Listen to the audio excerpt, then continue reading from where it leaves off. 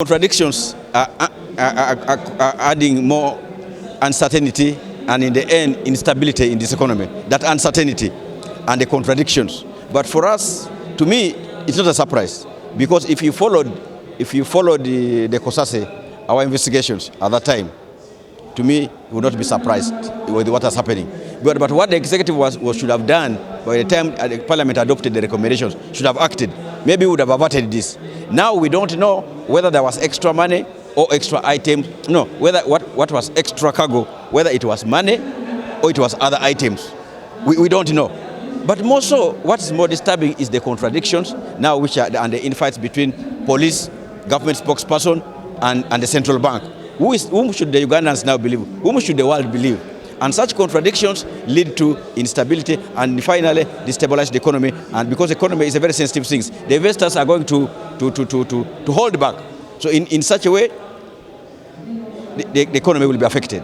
So that must be sorted out. But more so, I think what the government needs to come out, even if they're investigating now, what Ugandans need to know first of all now is how did the individuals who are named to be owners of the extra cargo, like the Mandelas, like the Mbires, like the UN, the USAID, how did they get to know that the Bank of Uganda had chartered the plane? This is supposed to be a classified thing. There can only be two people who can tell us those things. Either Bank of Uganda or the printers of the money and the owners of the plane which was chartered. Because that's a classified thing, how would they get to know? But also, where did the additional items get added from? If it was money, then we shall know where it was added from. But if it's not money, were they picked also from France or it was picked somewhere along the way? It stopped there to pick and get here. And today, where are those things? The extra items, the governor said there were extra 5 pallets, that were only 20. There were extra 15. I mean, 5, that was only 20. So where are they in the custody of the police, of the central bank, or elsewhere, or they disappeared? Because at the airport, there are CCTVs. They should be able to capture. Well, we install these cameras all over. So those are the things we're asking. My honorable colleagues today wanted to know, where are those things? So, and government must come clean, stop the contradictions, tell people the truth, what they are doing. We shall wait for Tuesday. The minister says he's going to make a preliminary statement on Tuesday. But it's an ugly thing. But what we need also is an overhaul of that institution, of the central bank. That way we shall be able to possibly see better things in that institution. People are going. I hope you people are going. Of course, one, the Ugandans must watch. We raised the matter. The matter has been raised in the House, and it's good enough. The Speaker directed, and the Minister of Finance also said no. The Ugandans must watch. So I think the onus now is on the Minister of Information, Education, to write the requisition such that that money is paid, such that the subscription the UBC is supposed to pay must pay. But also UBC should stop running here all the time, because they're supposed to make money out of the advertisement in this thing. So they should be able to do that. But also, they don't even need money to pay this thing up front. They should just make a commitment that we're going to pay the money, and Ugandans watch, because the match is starting just barely tomorrow. The other is going to be to start. So that is what. But we also want to wish the Uganda Cranes success in this this tournament. I hope all the Ugandans will rally behind. I ask all of you to join and see how to get there. Some of us are planning to see how we can be able to get to Cairo. Maybe by tomorrow, by Saturday we shall be there. Yeah, thank you. The matter I raised, I'll be giving you the copy. These presidential advisors were appointed way back in the year 2016. But on the 16th of September 2016, the president informed them that finance, the secretary to the office of the president, said there is no money, so it will be provided for in the financial year now 17-18. But in 17-18, they have also not been paid. 18-19, they have also not been paid. Those are 2 years down the road. That's why they came to me with the document and say, please, we need your rescue. We have been appointed presidential advisors. Our salaries, facilitation have not been paid. Professor Kagonyera, retired Bishop Okile, and a number of them, one of which the lady from Masinda has even passed away. So that's why for us to raise the matter today here, because there is no way you can be appointed and the president makes an appointment and no remuneration is provided for this group. Richard Kajuka, a number of them. I will give you the and you see.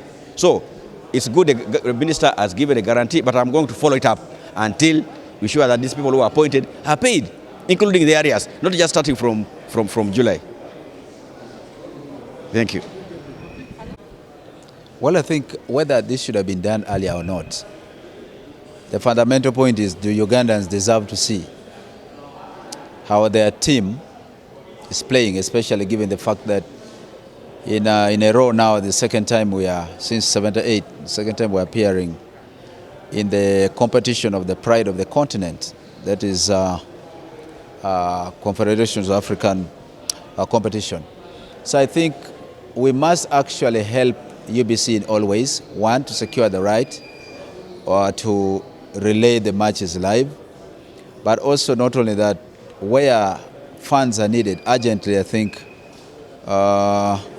Parliament should ensure that the ministry releases money to enable UBC to relay the match, so that the villagers deep down there who want to see their players, their team play, are able to watch the game. The other thing is, I think, government commitment sometimes when it comes to sports is questionable. This is what we should have thought of much earlier, and government ought to have known that AFCON is coming. With AFCON coming and we're represented, there's no way we can play in darkness, or we have to pay expensive subscription to other TV stations and so on in order to watch our own game, when actually we have our own biggest service provider in UBC. So that's also another disappointment sometimes with government, but all is not lost. We're beginning on Friday.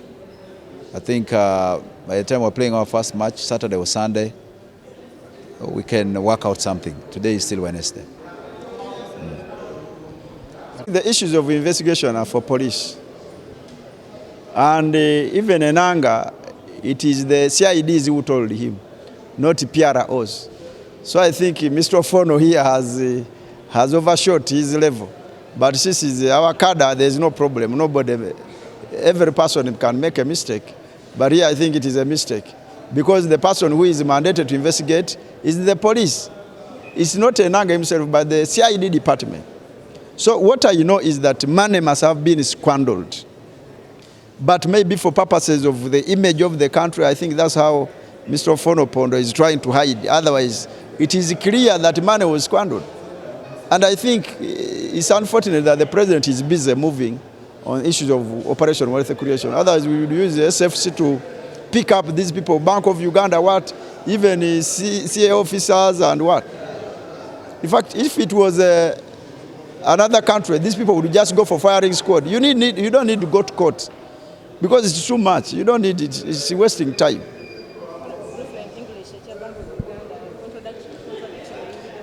Chengamba obutakwatagana nze ndaba omulimo gw'okunoonyereza gwa poliisi. Enanga n'Ofono Pondo bo boogezi, omwogezi bakuwa ekyokwogera kiringa ku mukolo gw'embaga. Omwogezi ayinza okugamba ffe tuli banankanye naye kakati Ofono Pondo beyayogedde teri atasobya naye yasobezza, kubanga Enanga basyayidi be bamuwadde ekyokukola ki ekyokwogera, n'Enanga ebyokwogera basyayidi be bakola ki okujja ko Ofono Pondo ng'agamba naye alina CID department eyiye, naye nga kadda waffe talina tabu tumusonyiye. Naye kimanyiddwa nti abantu babba ssente, obubbi bwa nkukunala, abantu baffe bafa mu byalo, abantu batwala billion, omuntu ssente kati bazibalira na ku kilo, nti kilo 5 oba ebifuluusi ebiveera. Ewaffe ebunyoli tulina omuceere ebifuluusi, nti ebiveera babita bifuluusi 5. Gwoda wano kubala singi 14 yagamba mpe ebiveera 5 eby'emitwalo 5. Tufudde tuli bubi. Yes.